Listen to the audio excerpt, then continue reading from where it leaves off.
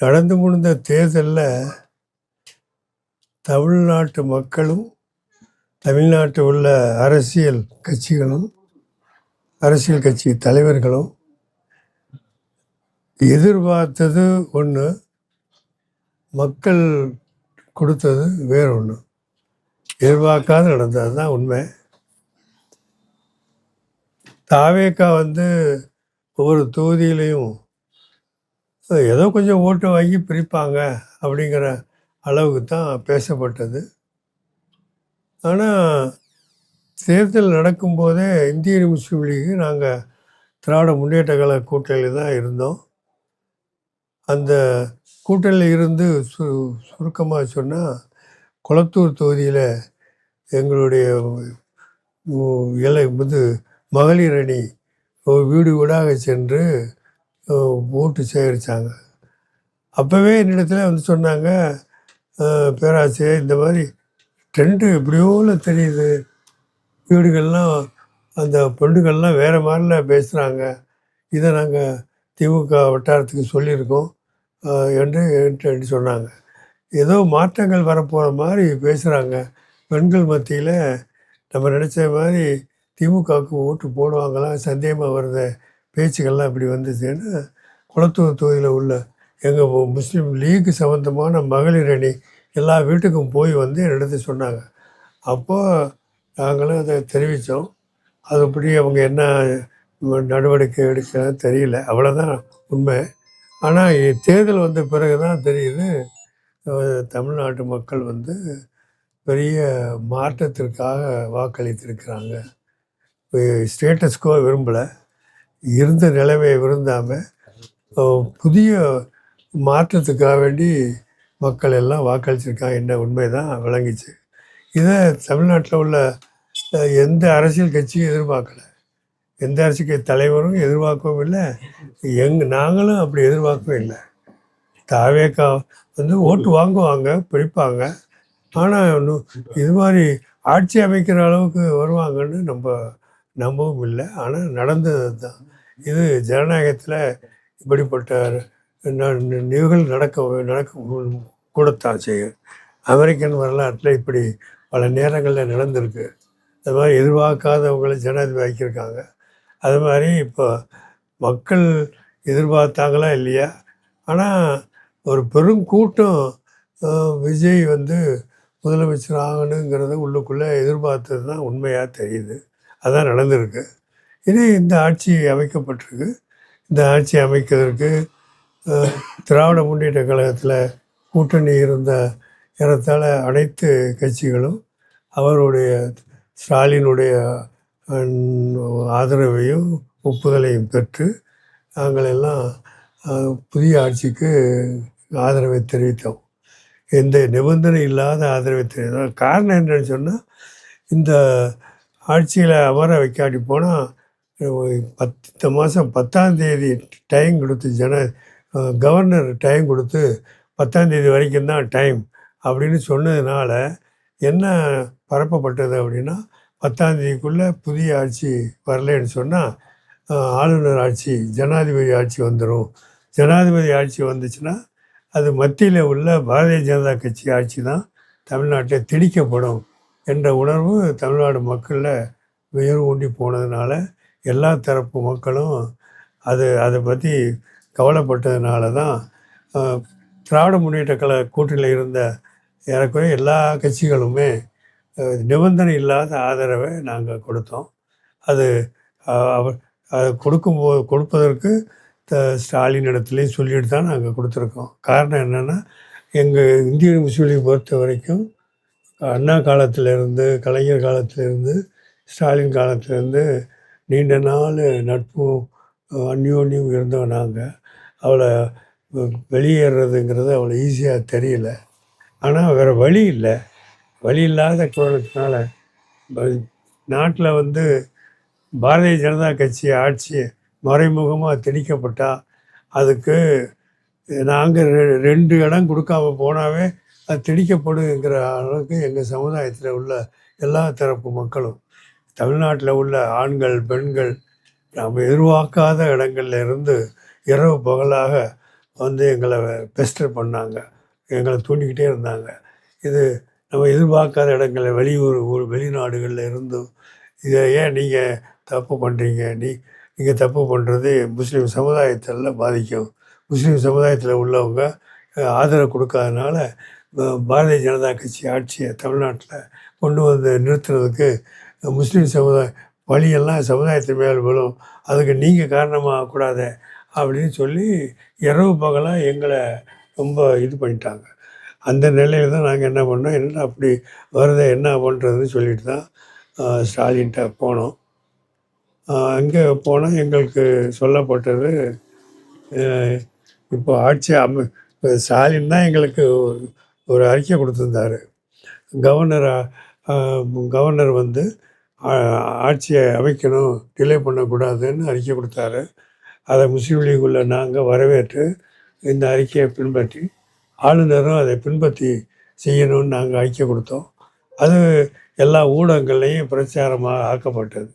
இந்த நிலையில் எங்கள் சூழ்நிலையில் இவ்வளோ மாதிரி எங்கே பார்த்தாலும் ஒரே தூண்டுதலும் பெஸ்டரிங் நடக்குது, என்ன செய்யலாம் அப்படின்னு நாங்கள் ஸ்டாலின்கிட்ட போன நேரத்தில் அங்கே வேறு விதமான ஒரு யோசனையில் இருந்ததாக எனக்கு சொல்லப்பட்டது.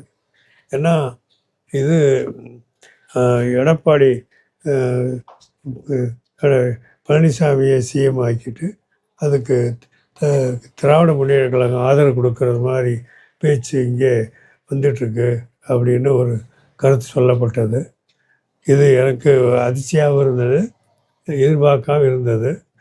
இதை கேள்விப்பட்டு எனக்கு அவங்க என்ன சொல்கிறாங்கன்னு எனக்கு தெரியல, என்னமோ சொல்கிறாங்களே அப்படின்னு நினச்சிக்கிட்டு வெளியே வந்தோம். வந்துட்டு இரவு பகலாக உட்காந்து யோசனை பண்ணோம். கேரளாவிலேருந்து எங்கள் தலைவர்கள்லாம் நீங்கள் ஆதரவு கொடுத்துருங்க, ஏன் டிலே பண்ணுறீங்கன்னு சொன்னாங்க. இந்த நிலையில் அடுத்த நாள் தாவேக்காவிலிருந்து முக்கியமான தலைவர்கள்லாம் எங்கள் அலுவலகத்துக்கு வந்தாங்க.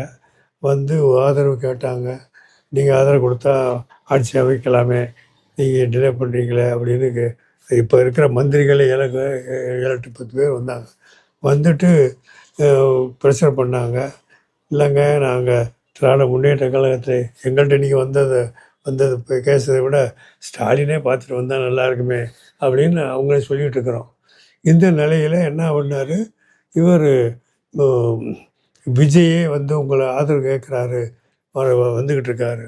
இல்லை அது பெரிய அவசியம் சார் நாங்கள் அப்படின்னு சொல்லி வர்றான்னு சொன்னதை நாங்கள் வெளியே போகிறோன்னு வெளியே போயிட்டோம்.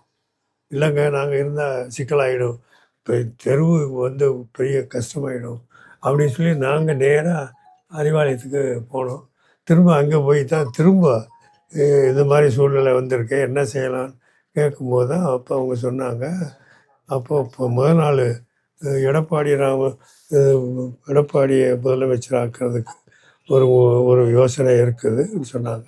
அடுத்த நாள் திருமாவளவனை சிஎம் ஆக்கலாம் அப்படி யோசனையில் நான் கேட்டேன். அவர் எம்எல்ஏ இல்லையே சார் அப்படின்னு நான் சொன்னேன்.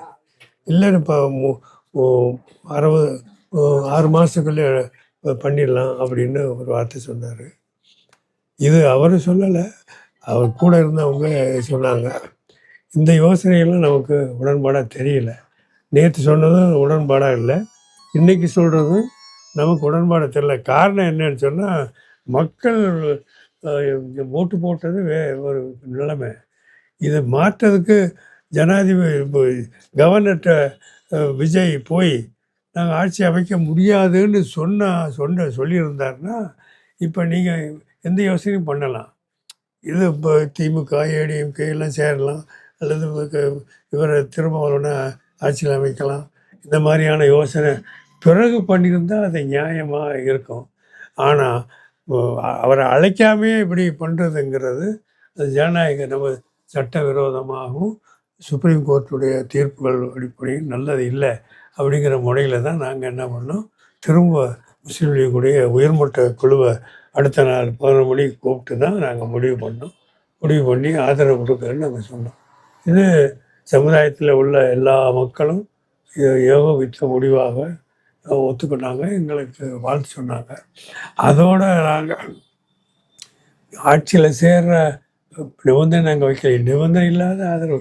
ஆட்சி அமைக்கிறதுக்கு ஸ்டாலின் சொன்ன அதே வாசகத்தை பயன்படுத்தி கவர்னரு ஆட்சி அமைக்கிறதுக்கு நீங்கள் உடனடியாக அவரை கூப்பிடணும், அந்த ஆட்சி அமைக்கிறது எங்கள் 2 பேரும் நாங்கள் கொடுப்போம் அப்படின்னு நாங்கள் சொல்லிட்டோம்.